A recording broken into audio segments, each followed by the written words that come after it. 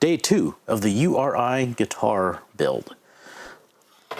I have my top out of the clamps. I just used my clear template to figure out where I wanted to trace that out. I'm going to cut that out, sand it to thickness, and then yesterday I was able to get this glued on. I figured I'd give you a little demonstration on how to take this out.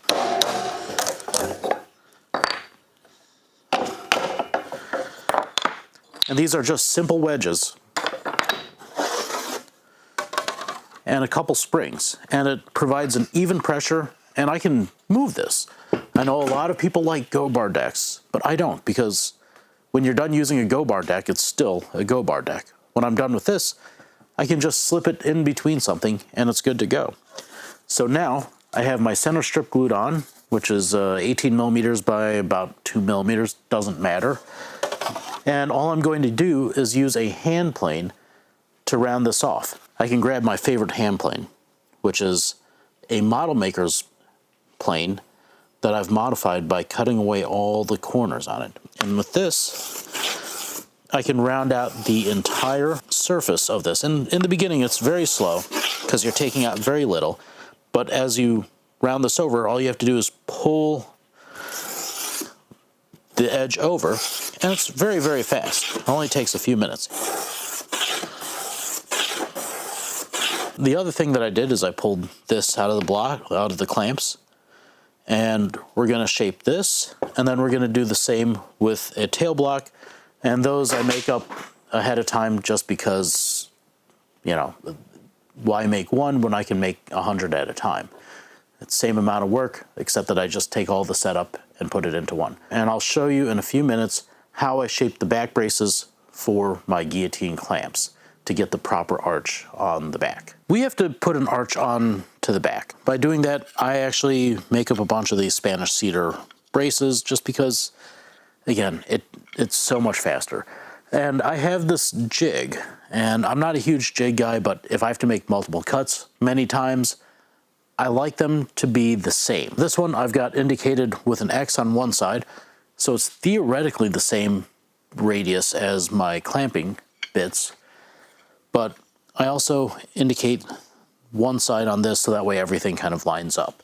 So that way when I'm gluing them down together, I see that they're there. So what I'm going to do is I'm using a flush trim router bit, and with the understanding that the bit is going this way, I'm actually going to be doing a climbing cut opposed to a falling cut.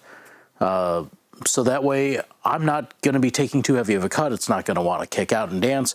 It's going to want to run away from me, which is always scary, but this is the way I've always done it. So normally I'll have a dust collector here, but because I have to make room for you, I'm not. So I'm going to just have to clean up more. And by clean, I mean clean.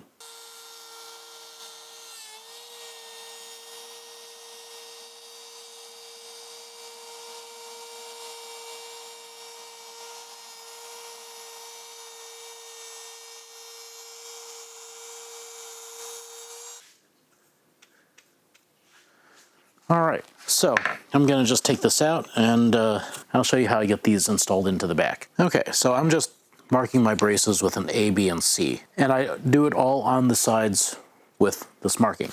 And so for me, I always try to justify this towards the right-hand side. That's just the way that I am. When I lay these out, I'm going to go more or less the widest part up here, somewhere in the middle, and then the widest part down here, just kind of visually. And that's how my mind works. Because this came off of my sander, I want the sides to be shimmering.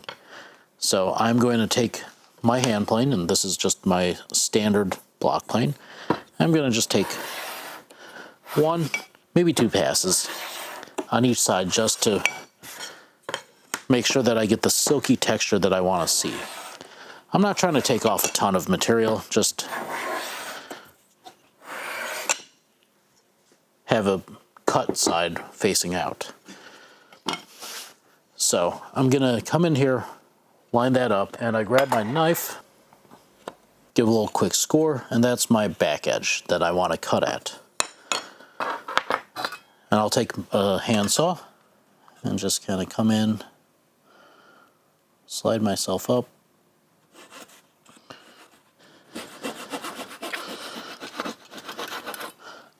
Quick cut there. Take my brace, slide over, and then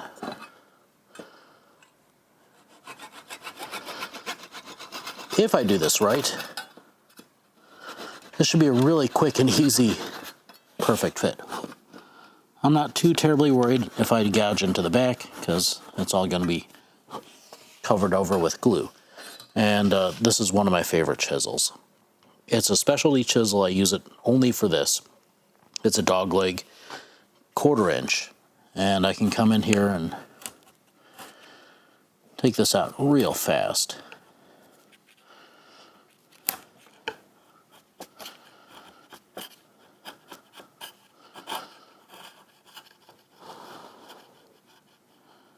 And yes, I realize I'm doing the cardinal sin of blowing dust in the shop, but hey, it's my shop.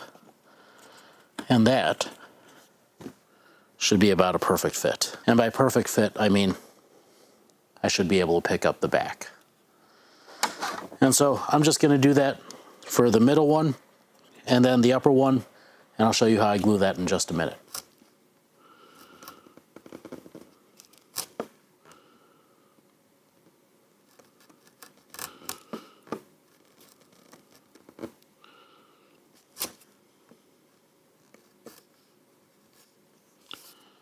Because this is fresh off of a router on this side, I'm actually going to take it over to my belt sander, and instead of running it over the belt sander, I'm just going to actually kind of scrape the edges, and that seems to be enough. The router rotates at such a high speed that you don't really get the same chop as you do on the joiner, but I do want to rough it up because this has a little bit of glaze on it. There's so much rain outside. It's a good thing I've got a humidity control system here, so that way whatever happens outside doesn't really affect me in here. That's the humidity control system. Yes, pay no attention to my state-of-the-art Home Depot bucket. That's actually to collect condensation from the winter because we're putting out so much humidity. And there is an unfortunate drip right above my bench from the condensation. In reality, I've got a state-of-the-art humidifier that's pumping out and constantly monitoring the air temperature and humidity. And believe it or not, I'll actually have a dehumidifier that's still on in the winter, just in case we get like a warm snap and the humidity comes up. We are able to keep our humidity somewhere around plus or minus 2% relative all year round. So it's pretty spectacular. That's why I can do what I can do, which is leaving guitars on stands and hanging up and just out on a bench. Also, this environment is highly curated, so that way I can do that. Don't do that at home. I'm going to shape up this, which involves me grabbing a caul out of my chest of cauls, and then a block. So give me a moment to grab that. Knock my mandolin over. That's an...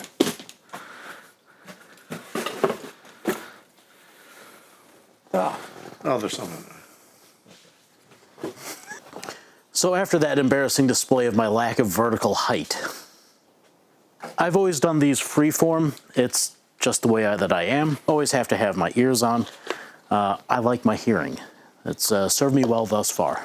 The goal is to make this fit that and make it round. There's fancy jigs that people use. There's fancy all sorts of, whatevers. But this is the way I do it.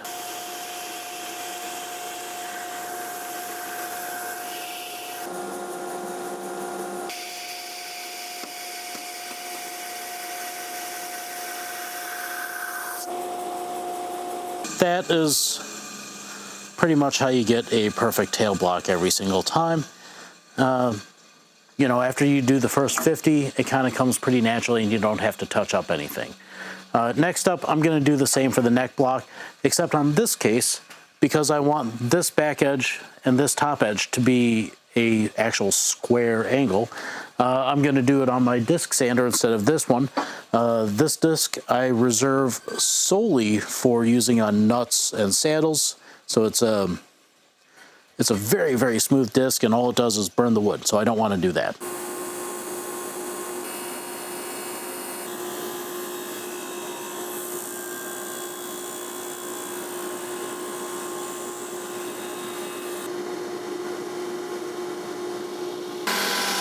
That'll take a while. So, unfortunately, it's not completely dust-free as my cameraman dies.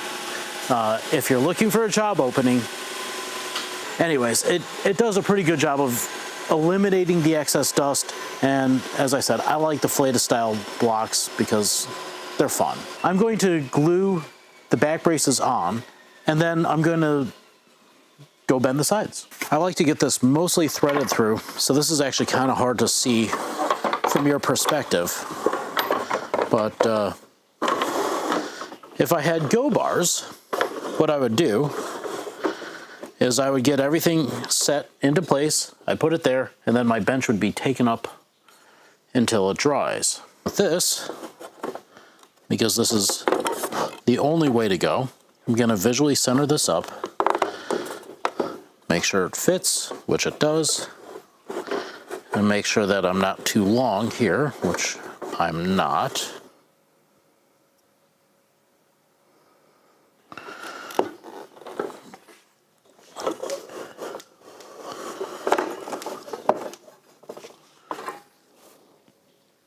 Make sure I'm centered here.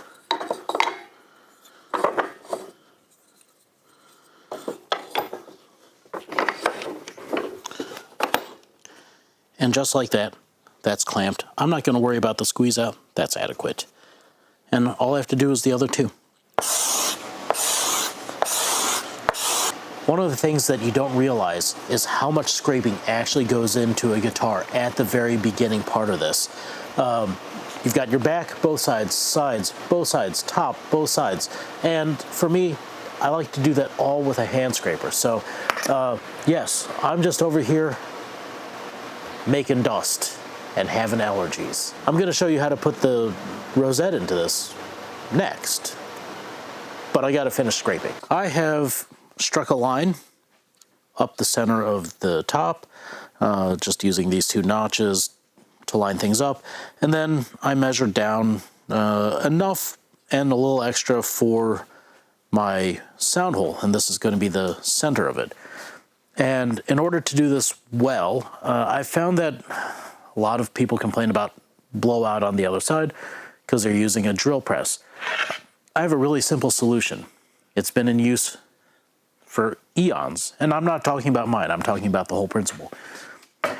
Just get a piece of spoil board, throw it underneath there, and we're actually just going to very carefully drill a hole into the top to create the center point.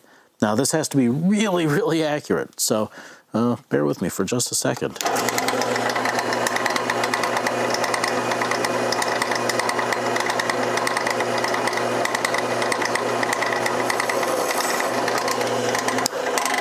And that's all that we need for a really accurate sound hole placement, because everything is going to relate off of that. Look, I've got a flat surface, and you know, I can't have a flat surface without putting anything on it, so I'm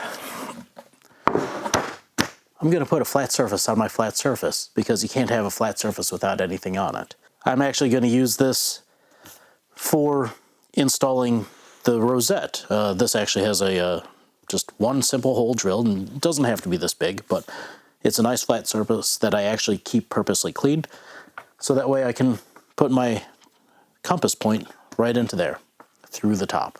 A lot of you have asked for me to make a rosette, and I will, just not today. So I made up a bunch of these a long time ago, and I made up so many of them that I had a cutter made for it, so I don't have to think. But basically I'm using a compass that I made myself. It attaches to this base with a couple wing nuts, and you know, I've got my base that I've got reference to all of it, and so this is what I am going to use to cut the rosette channel. With this width, all I know is that I have to go from this corner here to this corner on the other side. Here's, and I'm actually going to rotate the top instead of rotating this too much. I mean, I'm going to do a bit of both, but here we go.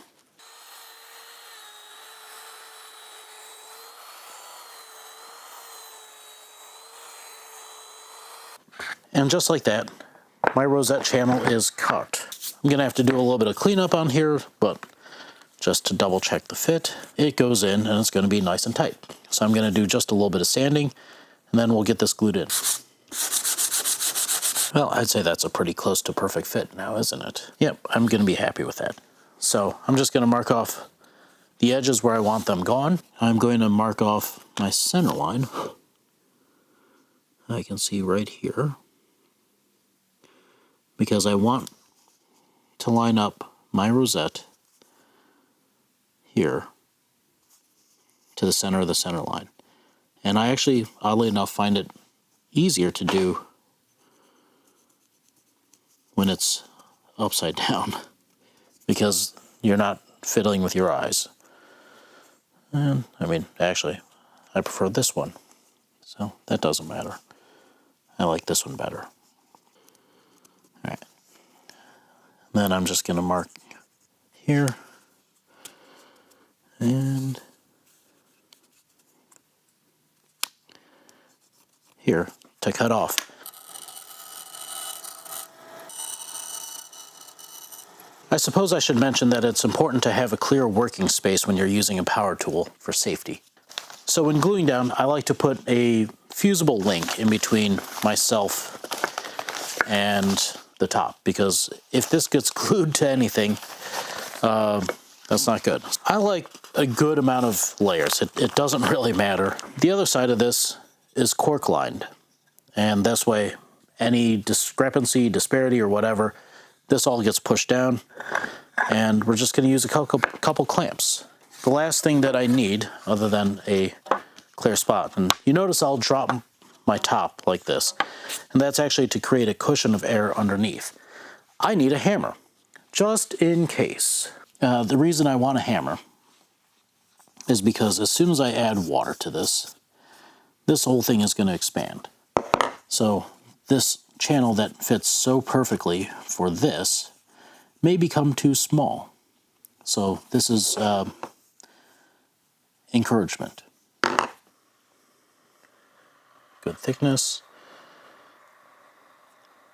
And if you're messy, that's okay. It means you've got enough glue in there. Start at the center, and I can feel it tightening up already.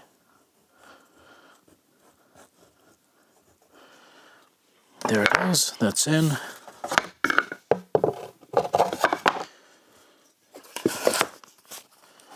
Paper's down.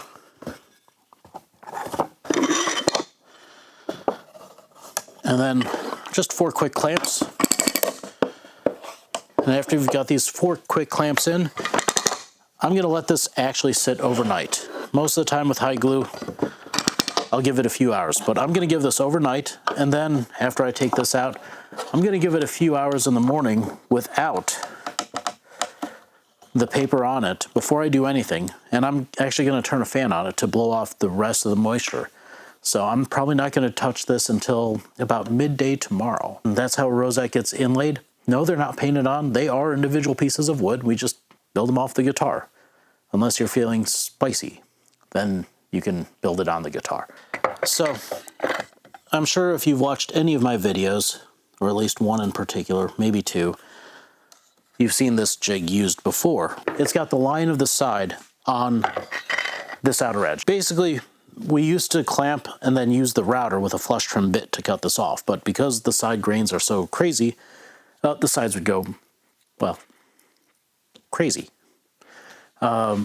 Now we just use the bandsaw because this line, again, it's kind of critical, but it's not super critical. So I just use a pencil and run it along the edge. It's pretty quick and easy. Then I cut this off at the bandsaw, and then I also have this line here, which I mark off for my waist.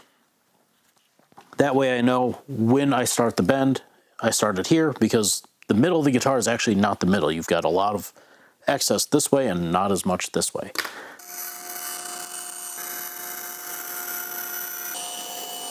And just like that, it's cut. I'm going to use the corner of any file that I have handy nearby to mark this waste portion for both sides before I take this apart. Just enough to create a line across both. Now we get to heat up the pipe.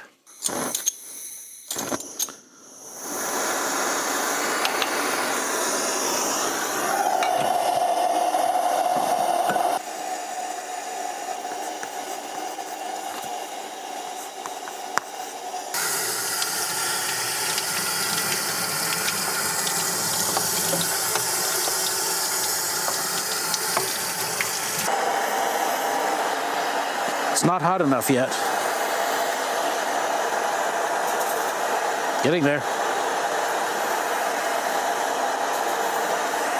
Almost there.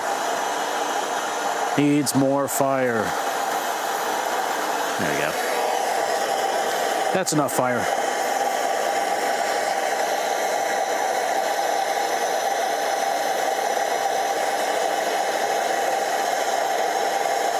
I should mention that this is like really hot. It's like having a blowtorch in your face. Because, you know, I've got a blowtorch in my face. The trick is to keep this moving so that way as you are going, you don't get any kinks and that you just kind of find the form within the guitar itself. And this feels like it's bending a little bit slower than I want, actually, and a little crooked, but that's okay, because that makes it more fun. And anytime you're doing something as tedious as this, you definitely want more fun with burning water dripping on your hands. The hard part is actually getting the heat into the wood initially so you don't cook it too much. You don't drive away too much moisture.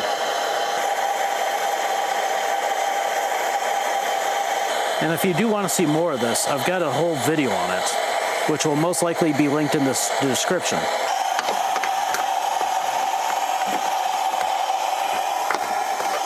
So we'll dry off the ends, so that way we don't have too much extra moisture.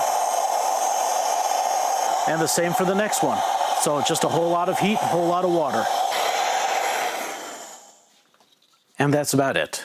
And bending sides is not that difficult. It just takes a lot of practice.